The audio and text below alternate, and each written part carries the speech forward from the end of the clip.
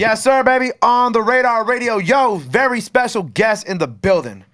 Riovaz is in the building, right? Good, What's bro. up, bro? Chilling. How are you, man? Welcome to the show. Of course. I'm excited to have you here, man. It's an honor, bro. This is lit. Thank you, This bro. is lit as fuck. I've never done this before. This is your first interview. Yeah. Which first and foremost, thank you so much for allowing me to be your first interview.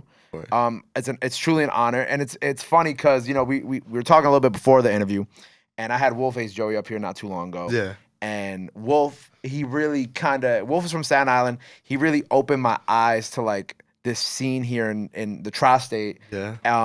That I didn't know really existed like that. And I think it's so cool how it's kind of spiraled into this where now I've become such a fan of your music over the past couple weeks, and then now we're here and I got like a bunch of your peers, his peers, and all like these amazing artists from the tri-state who are part of like this, like I look at it as like a kind of like a SoundCloud era continued type movement in It New really York. is. It's really. Do you feel that way too? Yeah, it's really branched into something like we had 2016 SoundCloud era, and then now it's just bubbling even further. Like this like tri-state like whole movement, like Jersey club, dance music, EDM. It's like it's something we've never seen before in like such a rap community, like because everybody's fucking with it. Like you have like underground rappers fucking with like Skaiwater who's making Jersey club music. It's just so cool. Right. If you look at like even B Love fucking with Wolf and with Wolf's freestyle, which is like not something I would have expected, but like I think it's cool because it's like we're all part of this community here together. It's so nice to see all of us coming together in music because that's what it's really all about. Just having fun and making friends along the way. Right. And it's interesting because like now I'm starting to see like obviously we've seen like the drill side of this tri-state community come up. We've seen like the melodic, like like the A Boogies, the Stunna Gambinos, the TJs. We've seen that side of this music come up, and then now I'm seeing all of y'all now, and I'm seeing how y'all have risen, especially this past year too. Yeah, and so it's like quick. the movement that y'all have and the movement that y'all all share together. I feel like it's literally about to be at that point where it's like now it's like mainstream. You know what I'm saying? Like you talk about the dance music and all that stuff like that. I feel like it's like just about to be there too, which is dope. Yeah, it's about to be there. You see Drake and Beyonce getting on this movement. Like I feel like we're really in a like a space right now where it's about to explode. It's like it's not there yet, but like give it a few months, it's gonna go fucking crazy. Right. So I want to give people your history since this is your first interview. I know I said that, like I was like, I wonder if he did another interview. When I looked it up, it was something, but you said that was something you did with your friends. Yeah, it was just something I did with my friend. So you're from Jersey originally? Yeah, Jersey City. Jersey City, okay. Yeah. When did this music stuff begin for you? How did you get started making music? How did this all begin? I've always really loved music. Like I've been surrounded around music my entire life. Like my brother makes music, my sister sings. It's just like very family based. And so I knew I wanted to do that. I started when I was 13. I made like a song GarageBand with my Apple headphones. And then on SoundCloud, it was like 2017. I was in 7th grade, like rapping. And then it just like, even my first song had like 60K on SoundCloud with no promotion or anything. That's crazy. Like, I don't know how that happened. Right, because SoundCloud doesn't really have like an algorithm kind of like TikTok and shit where it feeds people stuff like that. Yeah. Like SoundCloud's very much like people got to share it for people to listen. Yeah, it was just there so early on. And from seeing that, I was already so inspired from my first song, and I just kept dropping consistently. Like at 13 with like compared to other kids, they're like going out, going to football games type shit. But I'm home making music with my Apple headphones, and it was just like so cool. Like that whole like phase was so fire. I started with rap music, and then that's like because I was listening to Famous Dex because this was like 2017. Right, so SoundCloud era. Yeah, it's like Famous Dex. I hopped on Summers early, Can, all that shit. So that's where I really started at. That's fire. So how do you find the sound that you have now? Because you said you started making like rap music. Yeah. Right? So how do you transition to that, to kind of like the dancey vibe-ish thing that we've now? I want to find something to call it like Gal Style, because I feel like it deserves its own title. I don't know what it is yet, but I feel like we got to call it something. But the sound that you've curated and you've created now, how did you transition into that? So when I started with rap music, right, and then I started evolving, like this. It's 2020 now, so like I started evolving into like more like indie pop music, like bedroom pop music. And then from there, I transitioned to dance music because I heard this one song called "Naked" by Bickle on on YouTube, and then I was like, "This is some shit I go crazy on, this type of beat." So I started singing on it, and then I dropped my first dance song. It's called "Leaving You." I made that in 2021 last year, and that was the first ever dance song I made, and I dropped it, and it has 1 million views now. So from seeing that, I'm like, I gotta continue this. Right. So that's where I'm really at right now. With Prom Night, that came out during the middle of the pandemic too, right? That was during the pandemic. That was during the pandemic. That first of all, I have it pulled up because I wanted to make sure I got the number right. How many views it has on YouTube? 2.2 million views. Yeah. Jesus. The video, that's just the video I'm talking about too. Bro. So that's obviously was the biggest record at that point, right? With that being said, going viral during a pandemic is one is incredible too. When you put that record out and when you were making that, did you think that was gonna be Bro, I made it when I was 15. I made it in 2019, and I didn't drop it until April 2020, the start of the pandemic, 1 month into the pandemic. So I didn't like the song at all when I made it. I hated that song. I needed people to tell me to drop it for me to actually drop it. Yeah, I was telling him to drop it.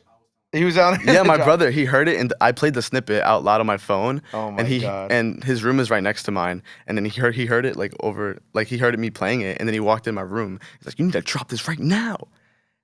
And then and I just had more and more people tell me to drop it, so eventually I dropped it, and then it went crazy. Dope, man. So for you, the pandemic was good for you, I guess. In the sense, dude, yeah, I'm so it's kind of. It's not good. It's of course the pandemic was bad, but music wise, it definitely benefited me because everybody was home on TikTok all day scrolling, and then that's where it blew up on TikTok. A year later, I dropped the song in 2020, and then March, not even a year later, almost a year later, it blew up on TikTok in March 2021. That's insane. So it took a whole year for it to actually blow up. Because when I dropped it, it had 500,000. It was going crazy in this edit community on Instagram that was going on at the time. People would edit rapper music videos and put an indie song over it, and then they would put my songs over Polo G edits. Yeah. And so the first TikTok song that went viral, the first TikTok video that went viral with my song was a Polo G edit with the song over it. And then it exploded out of there. I was 16 at home seeing all these numbers, and I was just scared. Why were you scared? I was scared because I've never had this many eyes on me before, and it was just a very overwhelming thing. But I was super grateful for it. That started everything for me.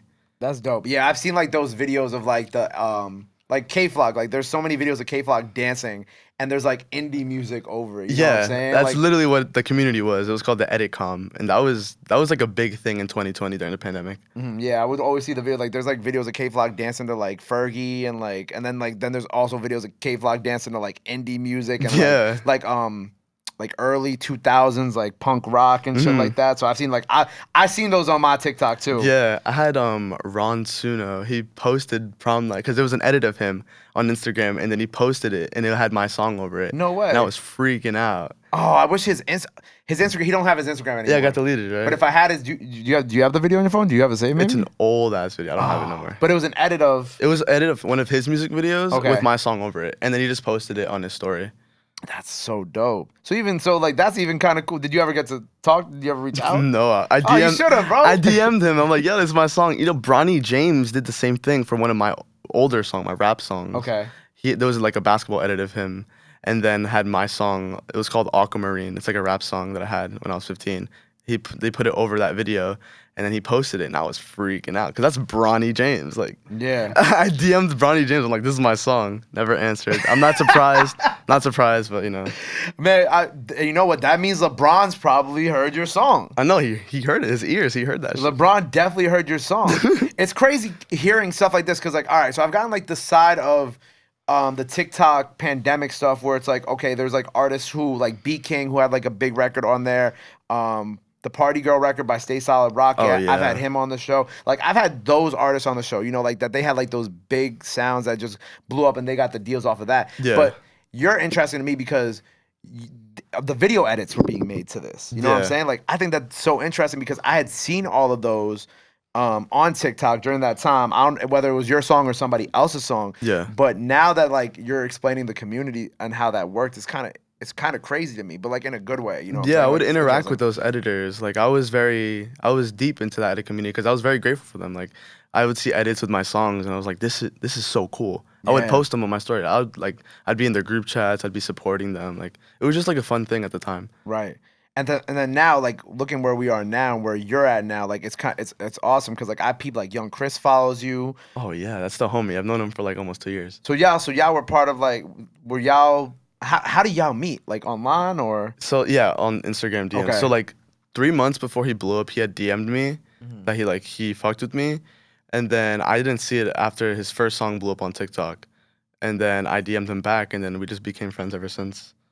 Wow. Cash Dami too, I peeped, right? Cash Dami too, yeah. Before he blew up, I was on his Instagram live. This is when he had like 10 people in his live, because I've always known about him. So I joined his live once, and then he saw that I joined. He ended the live and DM'd me, and he was saying, "Bro, your shit cranks, blah blah blah." And I'm like, "Bro, let's get one in." Then we made our song "Trust Issues." That's on his Epiphany album. Yep. And we became friends ever since. Like crazy. I have at this point right now. I have a Cash Dami interview that we filmed 2 months ago, right? Mm-hmm.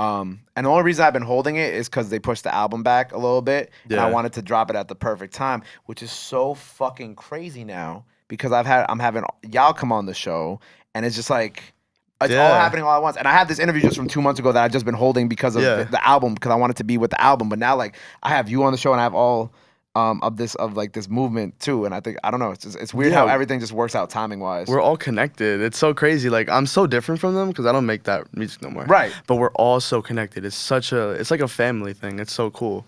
I love that because you don't really get to see like that family aspect too much in like a lot of like I guess like the younger people making music. You know what I'm saying? Like you can look at the drill stuff and how people fight and beef with each other, whatever. Yeah. But then like when I look at you and like how you're talking about these guys and it's like even before they blew up into now, I'm sure you still talk to some of them. Yeah, for sure. I think that's awesome. Yeah, we're also close knit with each other. Like we all came up together. Like, cause I was blown up the same time Dami was with Prom Night. Cause he had Reparations and Look in the Mirror, and he would like text me saying, cause we were both on the U.S. Spotify viral charts, and then he would text me, he's like, "Bro, we're both up there," and then I'm like, awesome. "Yes, we are." Like it's crazy. It's such a cool community. Okay. So where do you see yourself going now? Because like we have a new sound, right? Obviously, we mentioned like Drake and Beyonce doing the dance sound, and it's like you get the Jersey Club sound is obviously taking over not just drill music, but kind of like everything, like Philly sound, Jersey sound, now New York sound, and then the dance sound now is kind of going everywhere too, which is what you've also been a part of. So I think like now it's kind of like the perfect time for you too. Yeah, it is. It's like we're finally getting noticed, and we're finally like getting up there. Like the community I'm around right now, like that makes the Jersey Club shit is like Skaiwater, Overpaid, Nimstar. Like we're all like a family together. Like I had them open up for me at my show, and then the fans went crazy for like Skaiwater because he's going up right now. Yeah. They were going crazy for him. I've known him since I was like 14, and then we just started going up together like recently. Where did you have your show at? It was in Market Hotel in Brooklyn. Okay, cool. How long ago? That was like couple days ago. I was on the 24th. Oh, a couple days ago? Yeah. Congrats, bro. Yeah, thanks, man. It was a day after my graduation. No way. High school, Also, congrats on graduating. Thank too. you, man. So the show, that wasn't your first show, was it? That was my second show, but it was my first headline show. Your first headline? Oh, yeah. How did it go? It was amazing. It was so cool. Were you nervous? Nah. I got up on stage, and I just saw a bunch of heads, and I just did my thing. And then they were singing every word. I like songs that I didn't expect them to sing or like know, they sang it. Wow, man. Like I feel like I'm building like finally like I've always wanted this like a cult fan base that really just fuck with what I'm doing and I fuck with them. Like we're just all a family. Do you ever like talk to them and like DMs and shit? I always DM them back.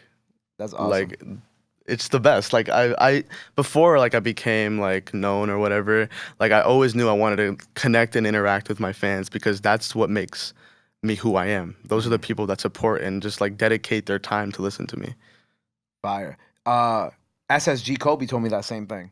SSG Kobe, he's so fire. Yeah, Kobe, when he was here with me last summer, I think he has a Discord. Yeah, he does. I think in the Discord, he'd be talking to his fans sometimes. Like he tells them to like hit him up if they're going through stuff. He'll like respond to them. He's always posting that on his story. Like it's so cool. It reminds me of X. Because X used to do the same thing. Yeah. He was very, very interactive with his fans. And SSG Kobe's Discord goes crazy. There's so many members in that shit. Really? Yeah. And it's funny you mentioned X because like you even hear like X's influence on y'all and like the music that you guys put out to this day too. Yeah, It's like the versatility. Like X influenced me a lot. Did you get to watch the doc yet? Yeah, I did. Did you like it? I feel like they focused on the wrong things. Okay. Like they could have focused more on his underground come up, but they just focused on more of the bullshit.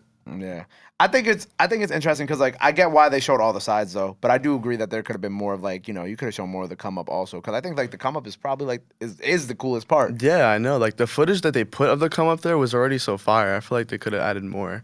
Yeah, I watched the Juice World one not too long ago, like maybe like 2 weeks ago. It was cool, but like that I had a similar issue with that. I was like, it felt like a lot of performance footage and not like enough like how we got here. Yeah, I'm always interested. Like I love like documentaries about music or like movies about music. Like I'm always interested in seeing how they got to where they are because that's what really matters. Right, exactly. And that's like the coolest part because that's like the shit that you don't normally get to see just off face value on social media once they have 30 million followers, you know what I'm saying? Like so rare to see that. Like I feel like I'm living it too. Like I just love seeing that. You got to document everything. That's one thing I've learned and I've made many mistakes of is that I don't document everything sometimes and I fuck up that way. But like I feel like if you watch these documentaries, you're like, okay, I got to document everything. Exactly. Yeah. The X documentary inspired me to like document like everything. Like at my show, I had my friend like the interview you probably saw. I had him because I brought him before the show like to the sound check and shit. So I made sure he documented like how I got to the venue, the sound check, and then the show. I love that, bro. It's like I'm dropping a video of that because he edits it too, so I'm dropping that video soon. Dope. What?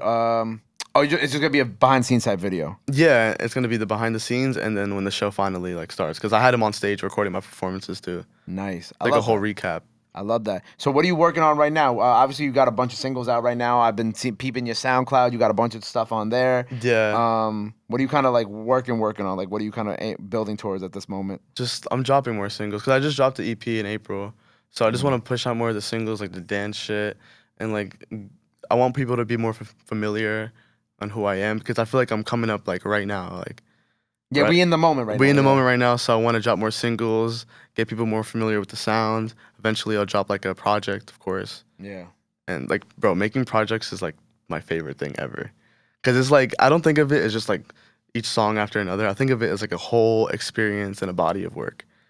So like, I really love sharing that with my fans. Like even with my EP, like I had it like a whole experience, even with the intro. The intro is just like an instrumental, like that I got like I sang on and I worked with the producer on that one. Like it was so cool. Yeah, I like I think when it comes to creating like a body of work, I think like one of the best blueprints is like Travis. Because Travis really like creates that like that feel from top to bottom. Yeah. So I love when I see like you're talking about this in your EP and like creating that type of experience for like an audience. And it's not just like you're putting a couple songs together and like putting it as like an EP or a project. You're like actually trying to like curate something from top to bottom, which I think is cool. And also like the smartest thing for you because like I mean you look at the people who have like those cult fan bases, like that's what they really did to like get up to that point where they have millions of people fucking with their music and shit like that. Yeah, even like Tyler's Igor album, that was a whole experience, bro. I'll never forget listening to that for the first time. And Call Me If You Get Lost is like a whole experience for like one for Tyler fans, but also like if you're like a Gangster Grills fan and you're a drama fan and you just like that raw hip hop sound, you don't have to like love Tyler to enjoy that album. You know what I'm saying? Like I know people who aren't Tyler fans who love that album because they're just like, yo, this shit's raw. Yeah, and that's okay. It was like a whole theme to it. Like he purposely had him like do those tags. Yeah, like the gangster. That shit's fire. Yeah, bro. The show was incredible too at MSG. Dude, his shows are so fire. Like he plans it out. He has like themes, like the stage setup. That's so cool. Like I see myself doing that when I get like bigger venues, like a whole stage setup. I just want people to experience like what the music is really about and like who I am. Yeah, word. I'm excited to see that. What do you think your first stage setup is gonna be like? What do you want to do? I want to do some real like rave shit, like rave EDM shit. Okay. Because that's what I'm pushing out right now. So like flashing lights and just like a rave, bro. When I saw Baby Keem, his shit was kind of like that. He had like these like two pillars of lights that just kept flashing and they kept going up and down and it was feeling like real ravey vibes. And he was like, and like the lights around him were very dark. So it was like he was performing, but the lights were kind of like the center of attention in a way. Yeah, it's so fire. Like I went to the Cardi show and he had lasers coming out the stage. I was like, oh my God. Like red lasers just flashing in my eyes. And you're like, that.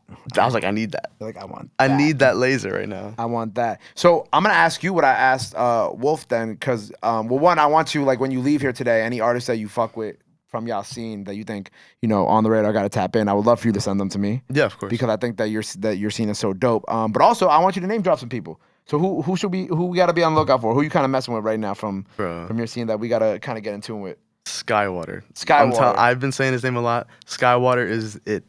I think I follow Skaiwater. You have to get him on I'm here. like 99% sure I follow Skaiwater if I don't already. Dude, he's so fire. Skaiwater, gotcha. Yeah, he just started doing the Jersey Club shit like recently, and then shit's popping off. Like he has such a great voice, and he produces his shit too. So like he needs to be here. Like I promise you, it'll go crazy. Who else? Overpaid. He performed at my show too. He's really sick. He makes different music. He doesn't make like that club shit, but like the music he makes is amazing. It's like masterpiece. It's like art. Okay. It's literal art. He dropped an album called Age of Aquarius.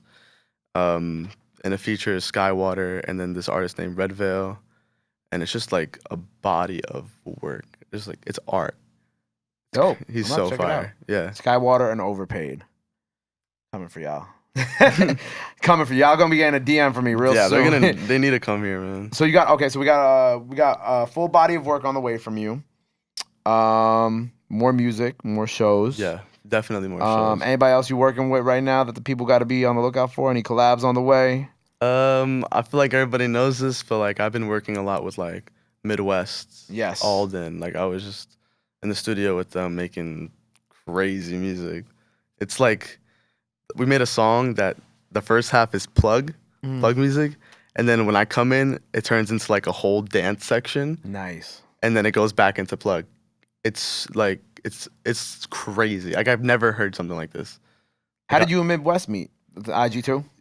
Yeah. He DM'd me at like 7 in the morning. Everybody's just a fan of you. Dude, yeah. He DM'd me at 7 in the morning. I was going to school. I was on my way to school. I wake up and I see Midwxst DMs me. And I was like, oh my God. Because I've seen Midwxst live.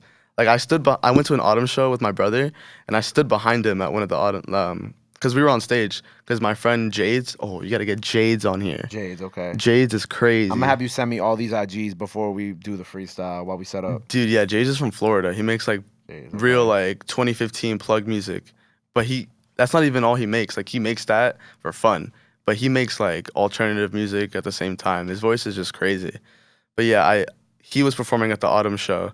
And then I was on stage because I was like one of the guests that he put me on the list. And then I was standing behind Midwxst, and then like that was before we were friends, and I was just like, cause I was a fan of Midwxst, like, and then I saw him perform at this Eric DOA show too.